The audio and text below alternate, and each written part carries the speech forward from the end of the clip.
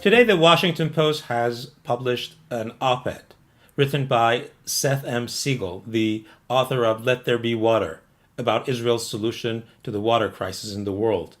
Seth Siegel has talked about the hard situations that Iranians will face because of the water crisis. Siegel writes, due to gross water mismanagement and its ruinous impact on the country, Iran faces the worst water future of any industrialized nation.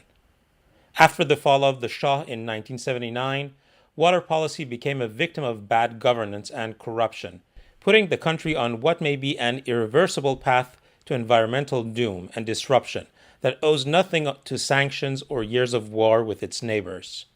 Beginning in 1987, as the war with Iraq was ending, the Special Military Force of the Iranian regime, the Islamic Revolutionary Guard Corps, IRGC, was given a special perk. Among other strangleholds on the Iranian economy, IRGC-owned companies including Khatam al-Anbiya, its construction arm, were given control over major engineering projects throughout the country. Recklessly, these companies began damming major rivers, changing the historical water flows of Iran. This was done to give water preferences to powerful landowners and favored ethnic communities, while also transferring billions from the public treasury to IRGC leaders' accounts. In all, since the 1979 revolution, more than 600 dam projects have been completed, contrasted with 13 dams built in Iran prior to the Shah's fall. 2 months ago, I visited Seth in New York to interview him for my other show, Abangan, and we talked about the water situation in Iran. جمهوری اسلامی طبیعتاً با اسرائیل در مورد مسئله هسته‌ای نگاه متفاوت داره. یکی از مسائلی که اخیراً بحث شده این هست که برای نمک‌زدایی از آب خلیج فارس و یا دریای عمان برای استفاده مردم ایران بیان و طرح‌های مختلف نمک‌زدایی رو ایجاد بکنن که البته انرژیشون قاعدتاً بایستی بر اساس نظر مدیران ارشد جمهوری اسلامی از انرژی هسته‌ای تامین بشه. خب این میتونه بهانه‌ای برای توسعه برنامه هسته‌ای جمهوری اسلامی باشه. شما در مقاله‌ای که در نیویورک تایمز نوشتید به این مسئله اشاره میکنید که بحث هسته‌ای میتونه به نحوی جایگزینی براش وجود داشته باشه برای در حقیقت تولید انرژی برای نمک‌زدایی. میتونید در این باره توضیح بیشتری بدید؟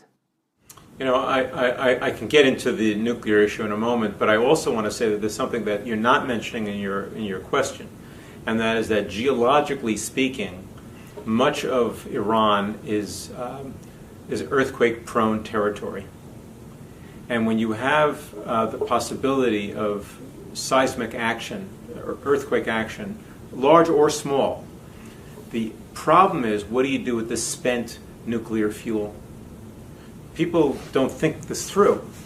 You need to have a place after your fuel that you've used for your desalination, your electric power, or whatever. I'm pretending for a moment that the leaders of Iran, the Revolutionary Guards, and the administrations of government are all legitimate in like Canada or Belgium or Spain. Let's just imagine that for one moment, okay, before we get to the reality of why they should not be permitted to do what you're talking about. But the problem is that once they have done this, what are they going to do? Where would they be the offtake for the spent fuels? They have to make sure that there's a repository for that. And maybe Russia would agree to do that. I don't know. But until we know where the spent fuel is going to go, I would personally, if I'm an Iranian, I would be terrified by this. Imagine the government's plan is to do what? To dig a deep well, to put a cement cover on it, and then to place all the spent nuclear fuel.